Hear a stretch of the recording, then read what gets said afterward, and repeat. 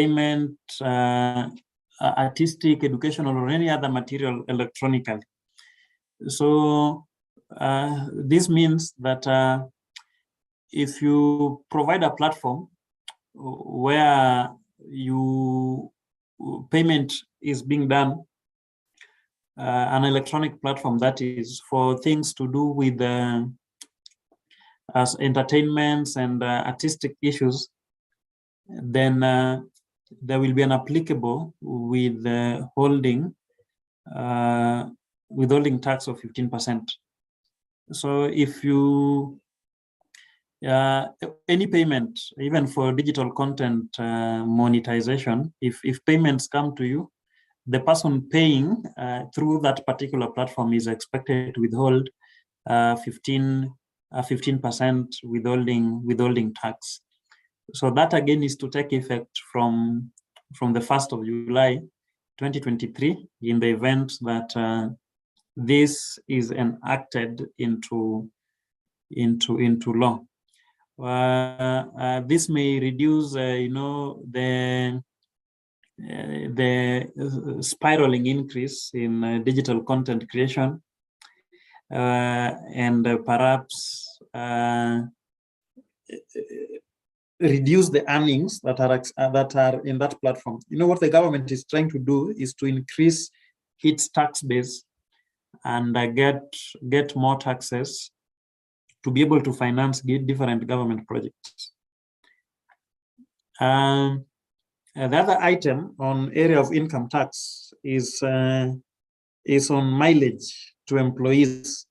So currently, what happens is that there are a category of civil servants who are paid mileage if they facilitate themselves to official government functions. And that mileage is not taxed. That mileage is not taxed, but the government currently is proposing to amend Section 5(2) of the Income Tax Act to limit the tax-free mileage allowance at a given figure that has been approved by Automobile Association of Kenya. So assuming Automobile Association of Kenya approves a limit of 5%, then anything in a limit of 5,000, I would say, anything in excess of the 5,000 is going to be subject to tax, which has not been the case previously. Previously, it has been exempted from taxation. And that is to take effect from the 1st of July 2023. The other area in income tax is to a new repatriated income for branches. So there's a new tax that is being proposed for repatriated income. Now, what do we mean by repatriated income? If an international company has a branch in Kenya, and that branch operates in Kenya on a permanent basis, that is to mean that the branch is not here just for a specific period to do a certain project, but it operates here on a permanent basis. What will happen is that the income that it generates to take back to its country shall be subject to tax. Previously, that was not taxable. Repatriated income is income that a company takes back to their home country. So if a foreign company takes back some income back to their home country, that income is going to be subject to taxation. Of course, that will give the government additional revenue.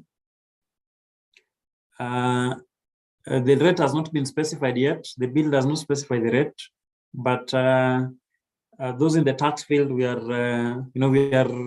looking to see the government will want to tax that repatriated income at what rate. This proposal is to take effect from 1st of January 2024. then there is an increment that is being proposed, on turnover tax.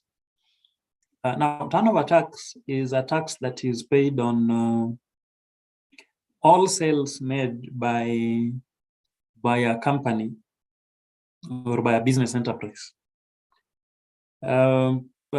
Previously, the rate has been 1%, but the bill is trying to increase it to 3%, and also amending the band of persons that are eligible for the TOT, the turnover tax.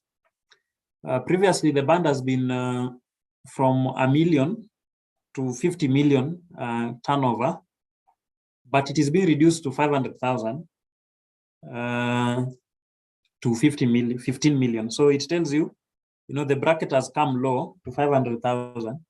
So those who are being targeted are small and medium enterprises, which are the majority in terms of the scope of business. If you look at the economic matrix of the country, the SMEs contribute a lot to the GDP. So reducing that turnover from 1 million to 500,000 is to target them. And also, besides reducing the amount to 500,000, the tax rate is also being increased to 3% from 1%. So that is expected to take effect from the 1st of July. The cost of doing business in that case will be high, especially for SMEs. And the other thing is that corporate tax is normally applicable on the gross on the taxable income. That is after making adjustments for expenditures. But you see, the turnover tax is on gross amount obtained from sales. So the SME or the business owner cannot be able to make adjustments on expenditure adjustments on the net taxable amount.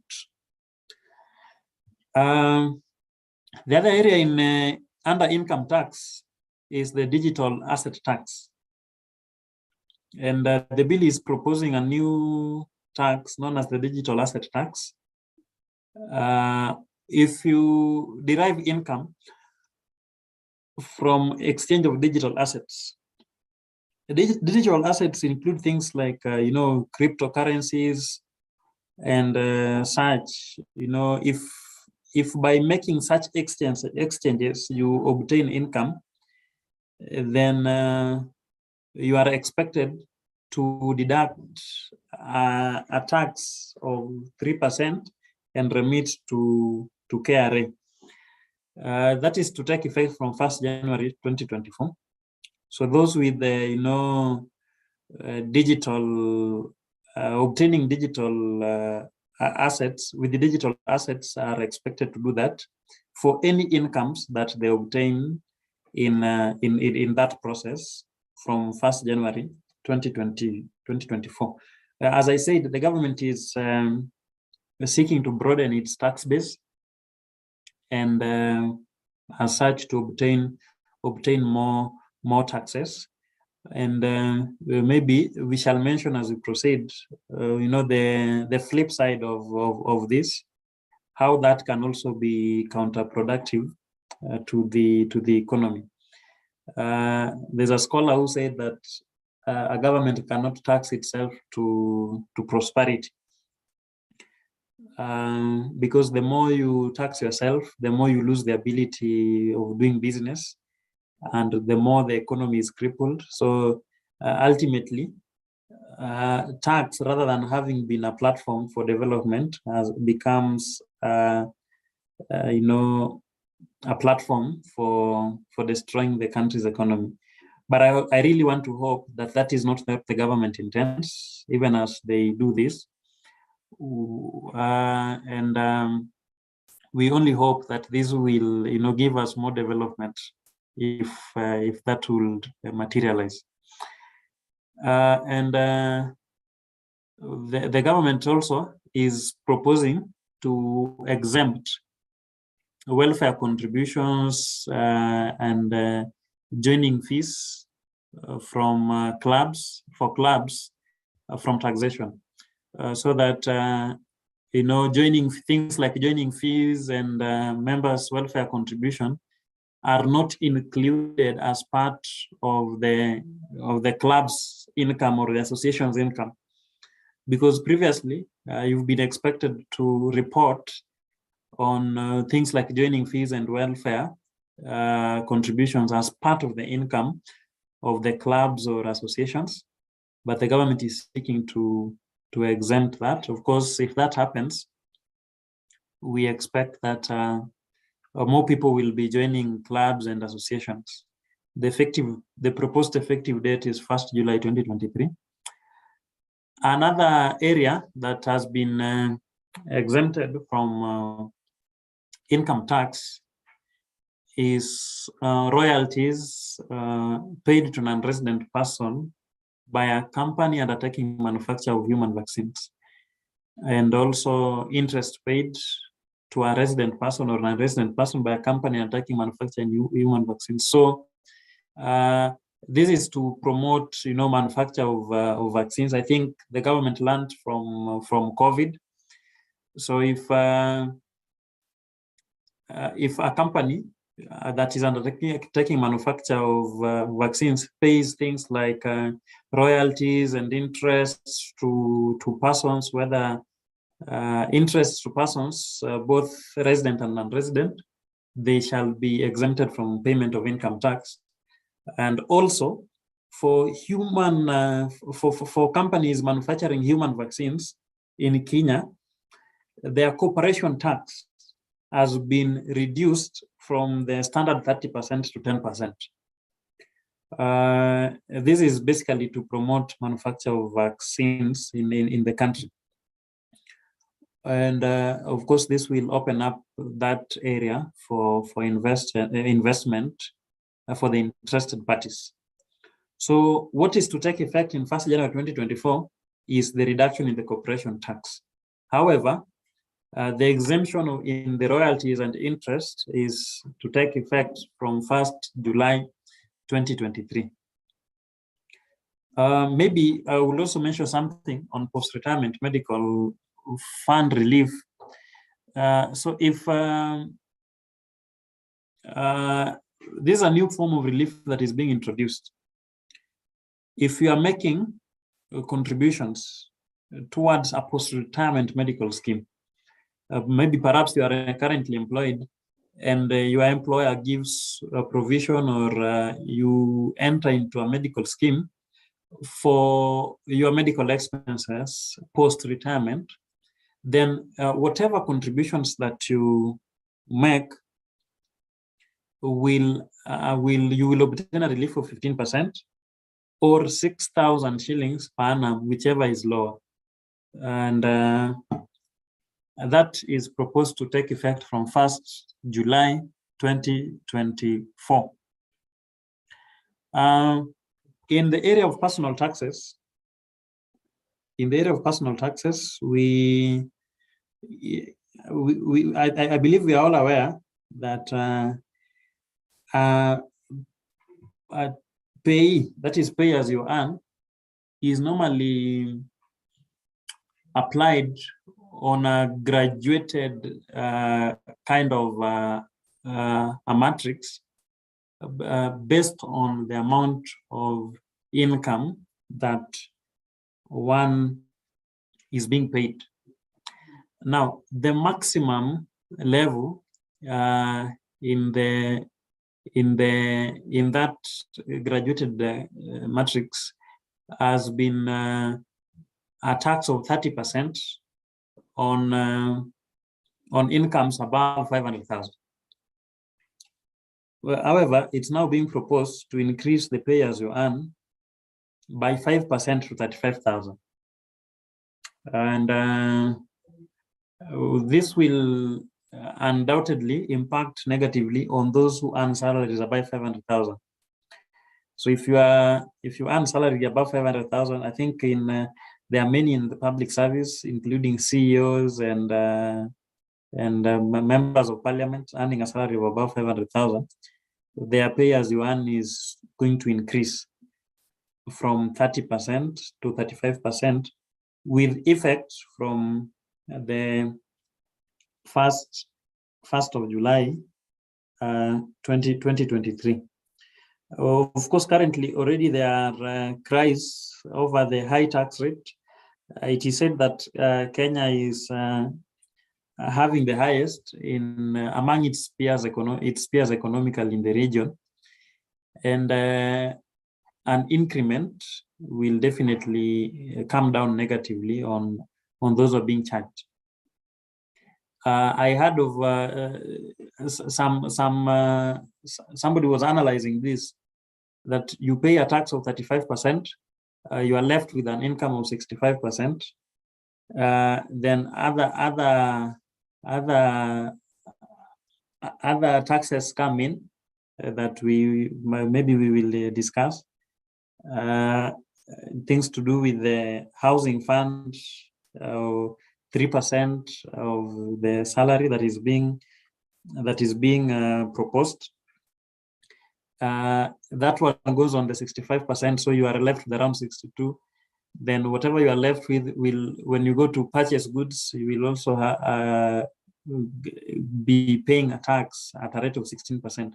So ultimately, whatever you are left with is maybe less than what the government takes, and that is the sad situation that we are looking at when it comes to the payment of taxes as an obligation to the government, especially pay as you earn.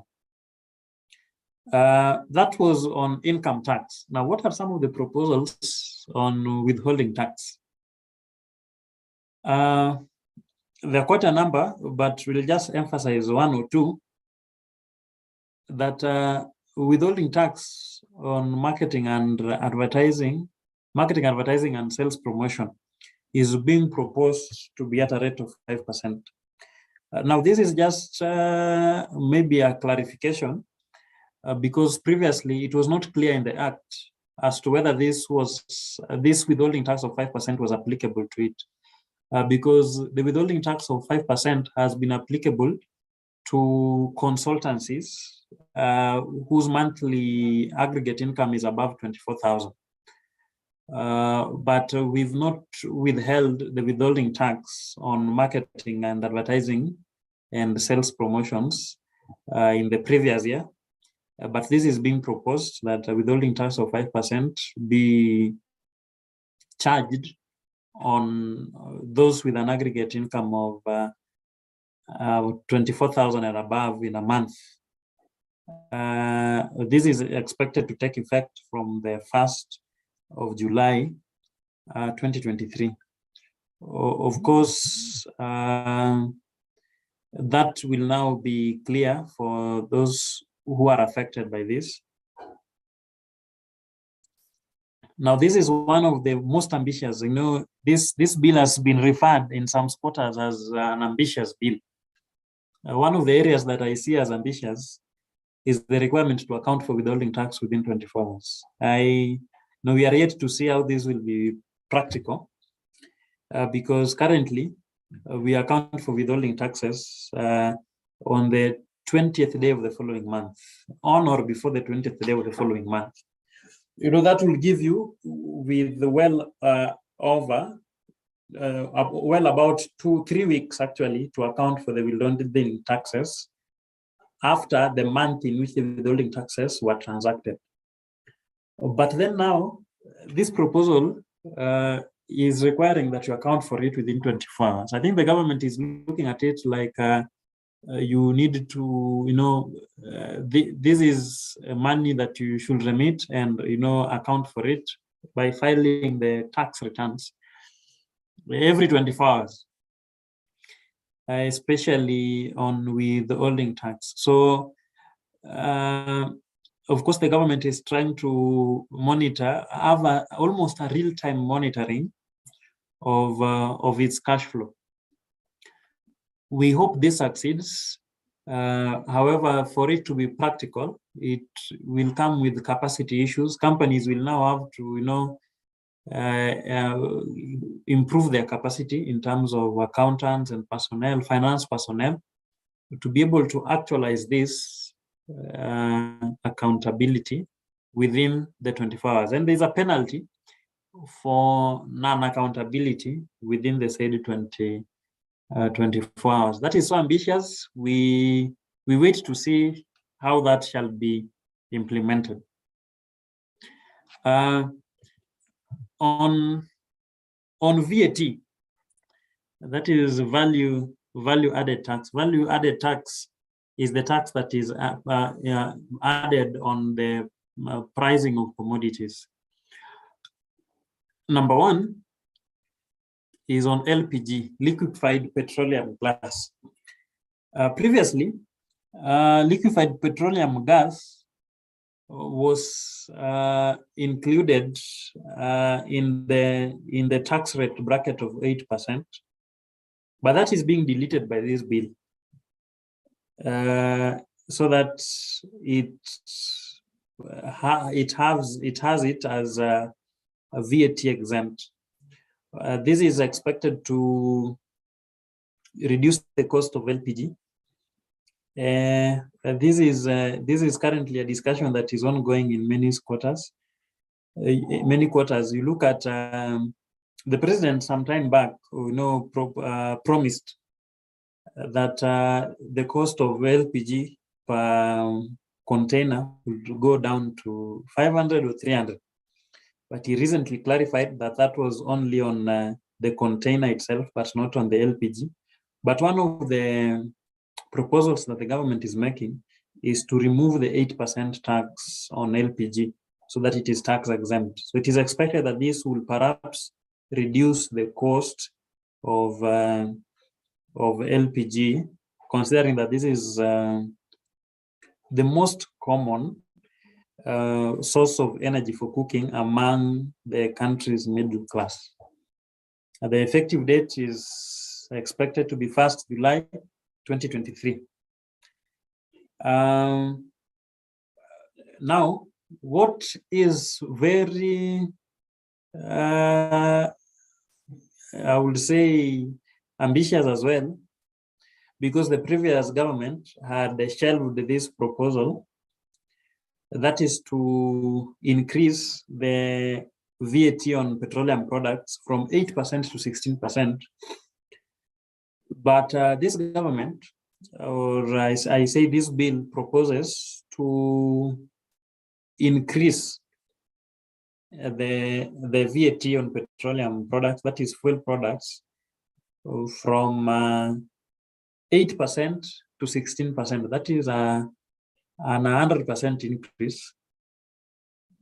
This is expected to take effect from 1st July, and definitely that will increase the cost of fuel and other petroleum products. And we know the ripple effect into the country's economy, because essentially fuel is what is, I would say, the engine of the country. It is what runs the economy from the background. So an increase in the cost of fuel will definitely mean an increase in the cost of transport, an increase in the cost of doing business, and an ultimate increase in the cost of production, and that will come into the pricing, and we would expect maybe an inflation in the near future from the 1st of July. So we are yet to see how the government will manage that, so that the economy is within, some level that can be managed by the citizenry. There are some products that were previously VAT exempted, but now they're included in the 16% VAT bracket. One is milk prepared for infants. There's the milk that is normally given to young babies, commonly called nams. It has been VAT exempted, but now it's going to be included in the 16% VAT. The other thing is plant machinery and equipment used for construction of plastics. The purchasing of the equipments was VAT exempted, but now they will have the 16% VAT liability.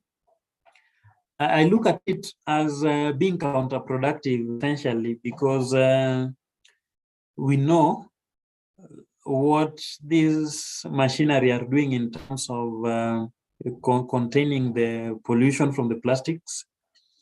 So if they are expensive to acquire, it means that we will also be affecting our environment. So it's not a win-win situation, and that will be counterproductive. And we know how important environmental management issues are. So it tells you how a single decision can have a broader, ramification in terms of the effect. The effective date proposed is from 1st July 2023. And there are some products that were also tax exempt, but now they are zero rated.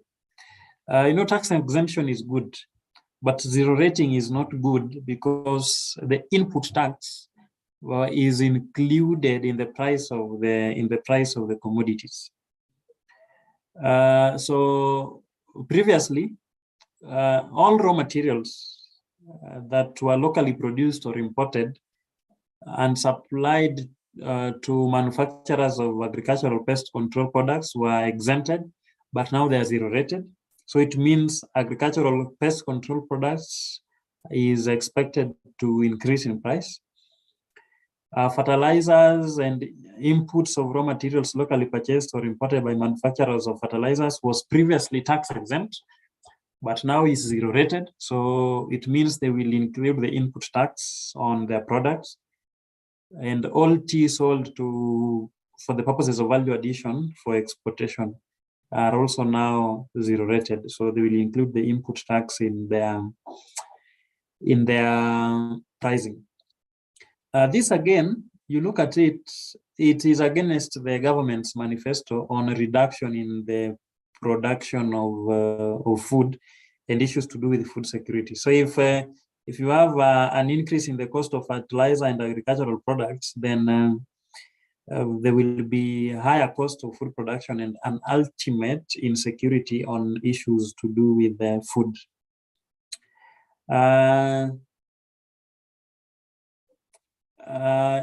This is continued. I think this I've mentioned in terms of increase in the pricing of the products, and that is the implication.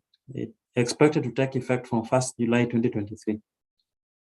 Now, on excise duty, one of the areas that has been greatly affected is the betting sector, because the bill, besides proposing that the excise duty should be remitted to the commissioner within 24 hours from the day's transaction, it is also proposing an increment of excise duty being charged on betting and gaming from 7.5% to 20%.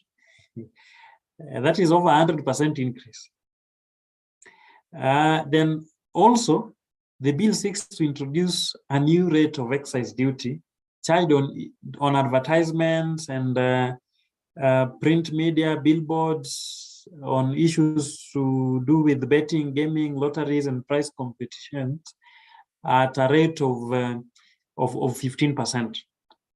So, well, this would be important, but if I was to advise the government, I would advise that this is introduced progressively, maybe from 7.5% to 10%, then later to 16, 17, then ultimately to 20.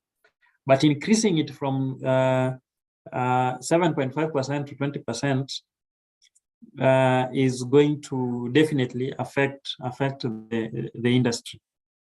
Now, finally, let's look at some of the amendments in the Tax Procedures Act. So there are quite a number, but I just highlighted some few. There's issue to do with record keeping of trustees. Previously, there were no specific requirements on record keeping for trustees, but now they will be subject to record keeping requirements. This will assist the government to access information on all trusts, whether registered in Kenya or not, but administered by a trustee who is a resident in Kenya. Expected to take effect from 1st July 2023. Then there is also the bit of a shorter period for remitting withholding tax.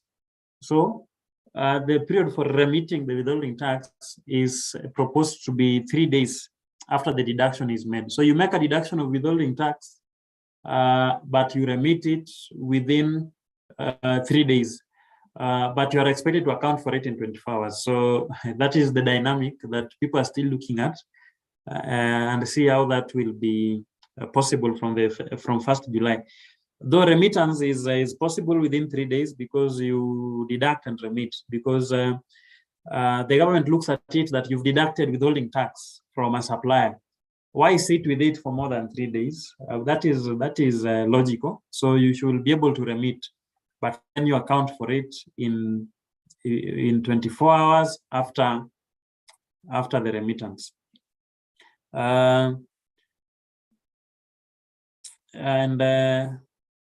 The tax bill also proposes to amend the TPA, that is the Tax Procedures Act, by increasing a shortfall penalty. Now, if you deliberately misstate your tax obligation,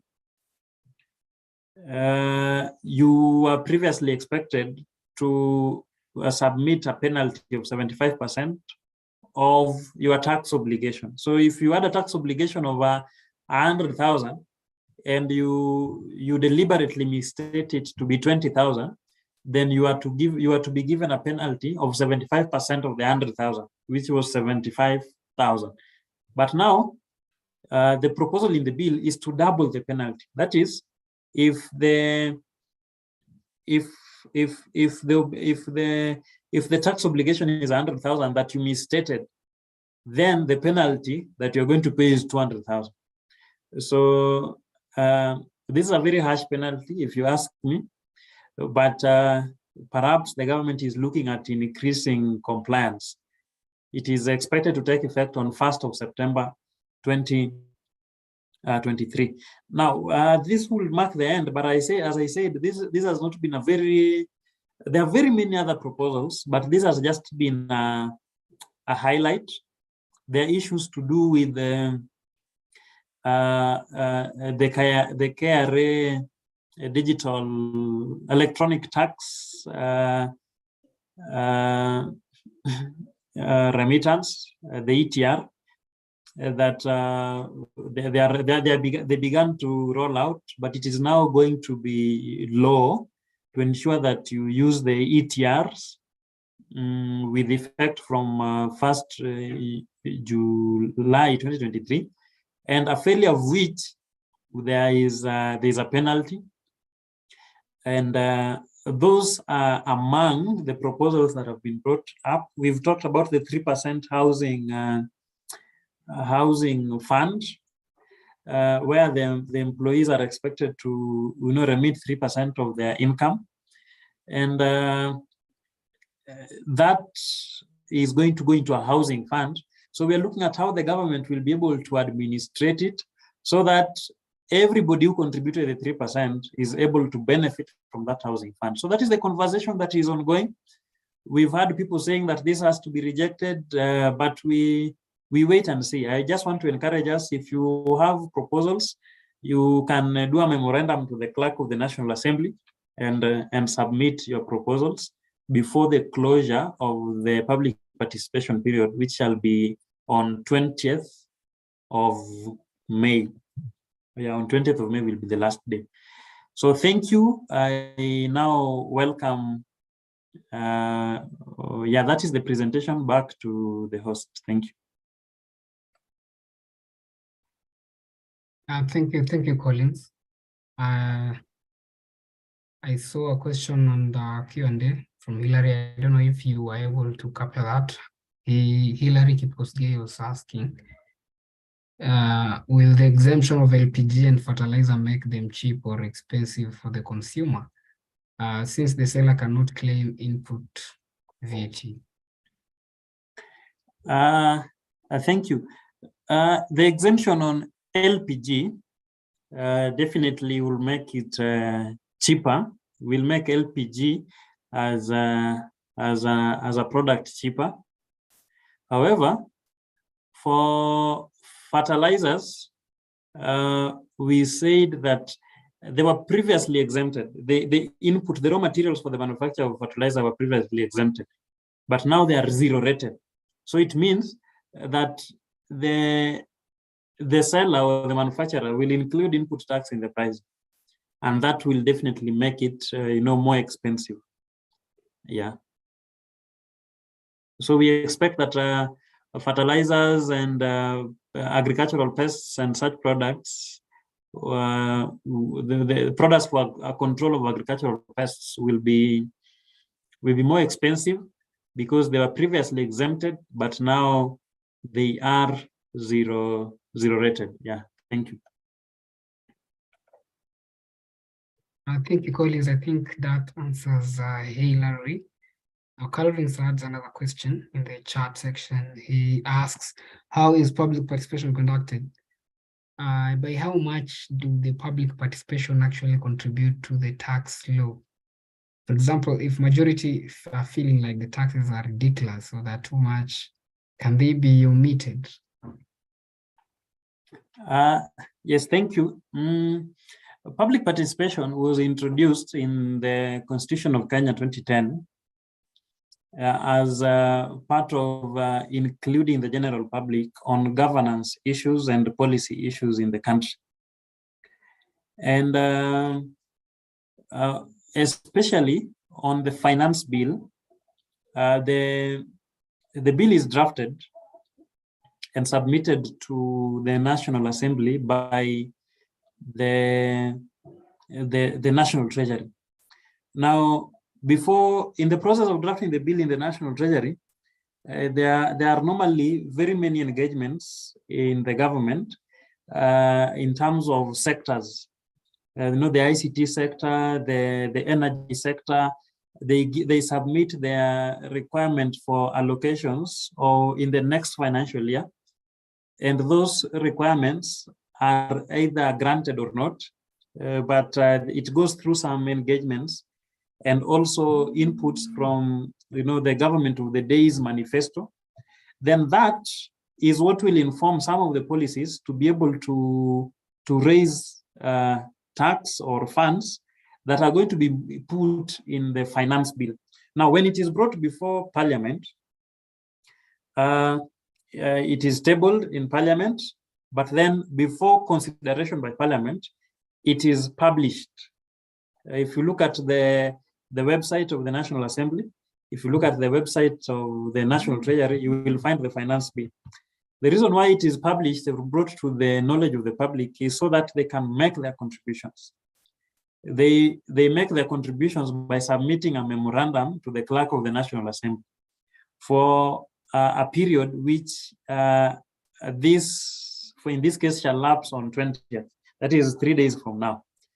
Now, it is expected, this is what is expected, that the National Assembly will consider the recommendations from the public and the other stakeholders who submit their memorandum.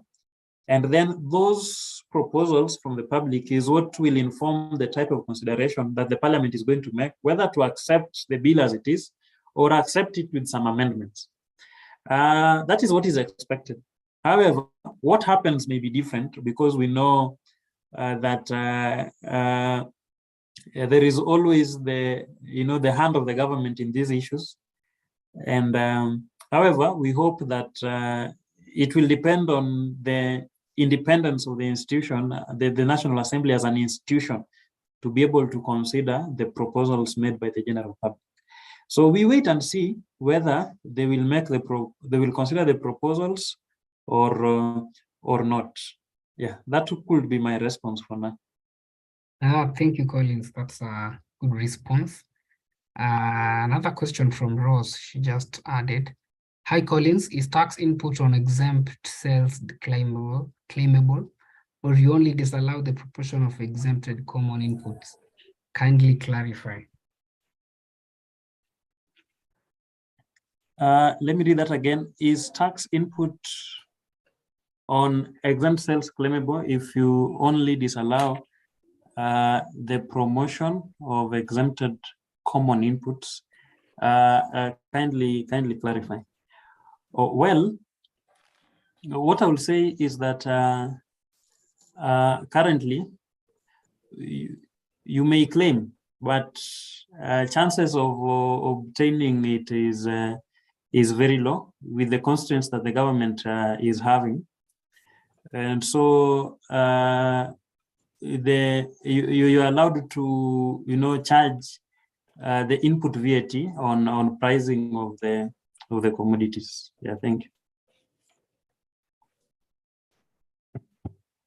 Thank you, Collins. I can see Irene Lasoi, her hand is up. Irene, you can unmute and share. Thank you so much, Collins, for the presentation. I have a question with regards, there's a slide I saw before you began the presentation on the proposed taxes on the finance bill. There's something on per diem. I just wanted to ask what has been proposed, what is the tax that has been proposed about this per diem? Thank you.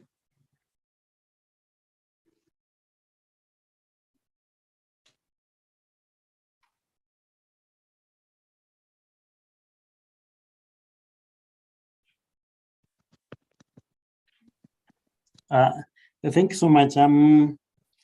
Well, I went through the finance bill and I didn't see particularly that proposal. What I saw was the tax on mileage allowance. Well,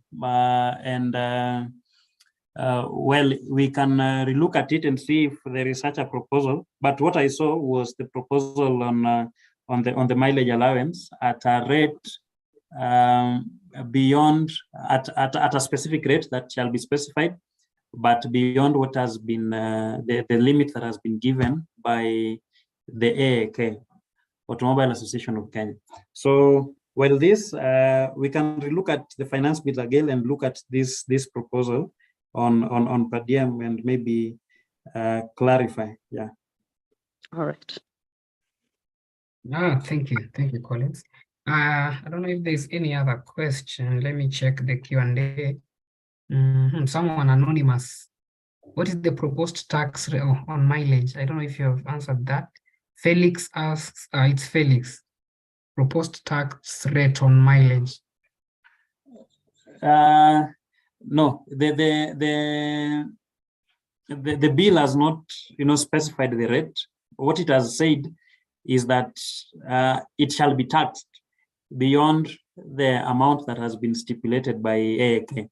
So we wait and see the rate that shall be brought out, whether through Parliament or through National Treasury circulars. Yeah. Thank you. Stella, your hand is up. You can unmute and also share. Stella Chemutai.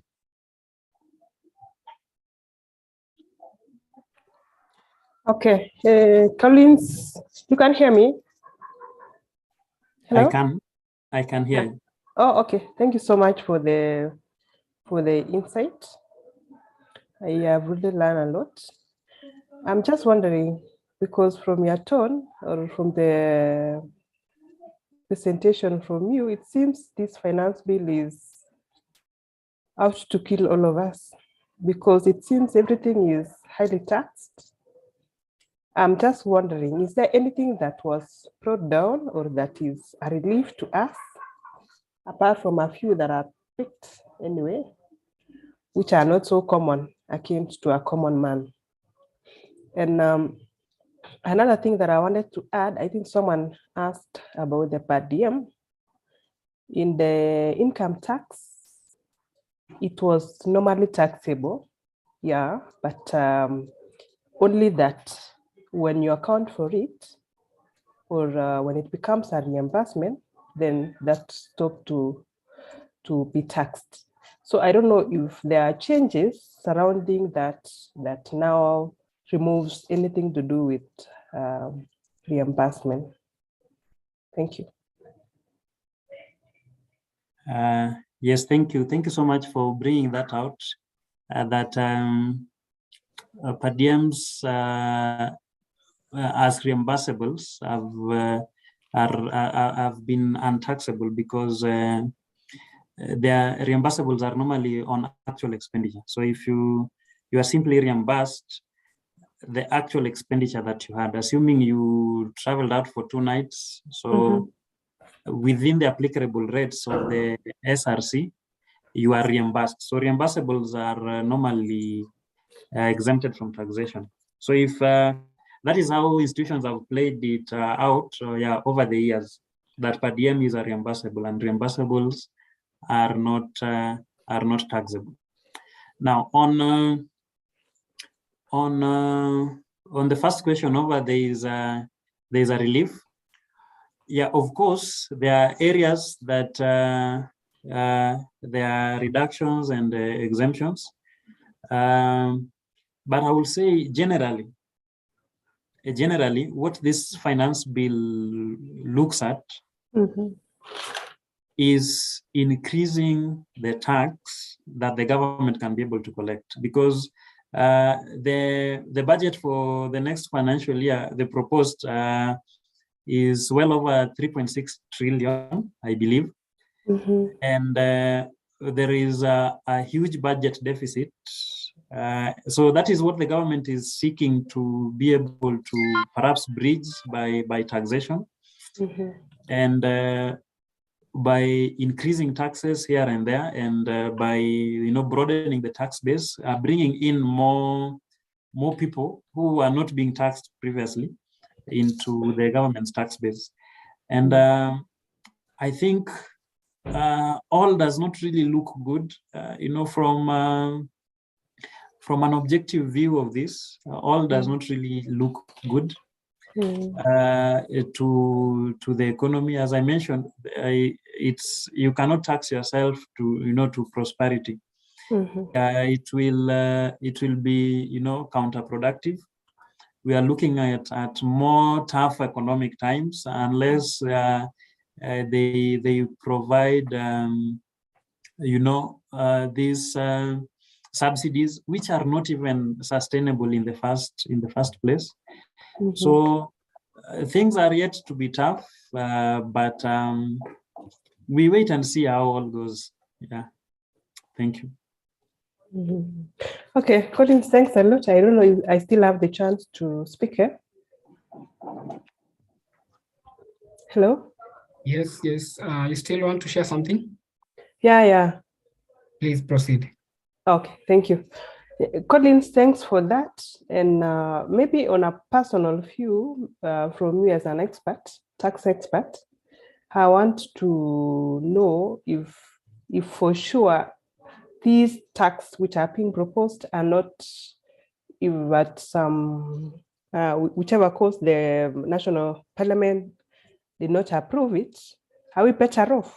Is the economy going to be better off from a tax expert?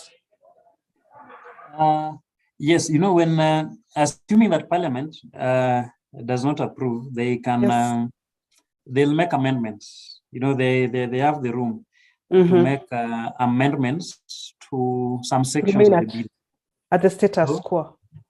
Yes. So if they make amendments and submit the bill for enactment with those amendments, we hope that the amendments will be pro the people, economically speaking. So we are looking, all eyes are on Parliament to look at what kind of amendments that they're going to propose in the bill, and what is the output that the Parliament is going to make of the bill before its enactment.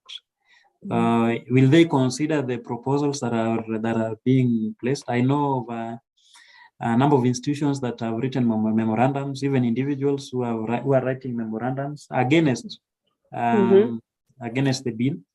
So as from where we sit, all eyes are now on Parliament for consideration. Will they remain independent and stick to their own independence as an institution of the people? Or are they already compromised? You know, such things are there in our country. So we are looking at Parliament to look at, will they make amendments, and what are the amendments that they will make? Assuming that they make amendments that are pro the people, then it will be a good thing for us. But again, if we are not able to collect taxes, we will have a huge budget deficit. We'll now go out to the borrowing. To the borrowing, whether locally or internationally. And there are a lot of things that are playing out, whether, you know, sinister or not, because they're not in the public domain. But from where I sit as a tax expert, I look at it as an opportunity, either, you know, to grow or not. And then there is the element of if we borrow again, if we borrow too much, we are still paying other loans. There are many government projects that are running on concessional loans. So the government is also in a tight situation. But let's look at what Parliament will consider and what will be the output of their debate. Yeah. Okay. Thank you so much. Fantastic. Thank you, Stella. And thank you, Collins, for the further discussions that you have had. I think it's time we checked around. I'm not seeing any other person with a question or a concern. And that means I think we are good so far. Vincent Magucha has just reminded me, if you want to download your certificate, I've just shared the link. The unique code is 177. The unique code is 177. So before this webinar ends, you will not be able to get that link. So as you're still here, click on the link and fill the form, your name and other details, which will appear on the certificate that will be sent to your email automatically once you fill the form. So thank you everyone for attending this session. We'll be having another session, I think, on June, next month on 7th. We'll be looking at, let me just check the topic that comes next. Meanwhile, if there's any other question, you can still post it, because we have, I think, 2 or 3 extra minutes that we can utilize as I get.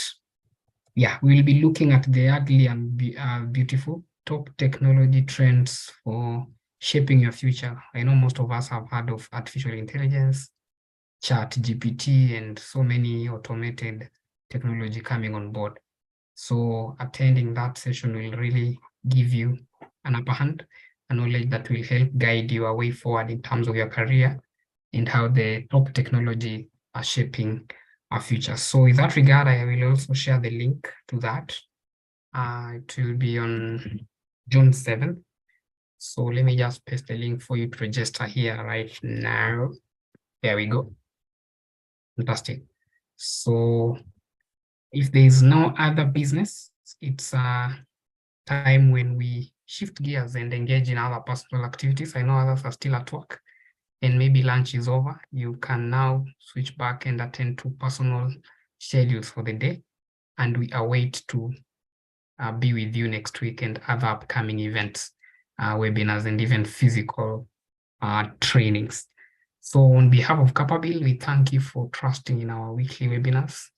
And we thank also our expert trainers, including Collins, who sacrificed to come and share all that they have regarding the topical discussions that we outline for you. So thank you, everyone. We are at liberty to... Thank you too. Welcome, Vincent. Stella, you want to add something? Okay, we are good. So let's enjoy our afternoon and be blessed. Thank you.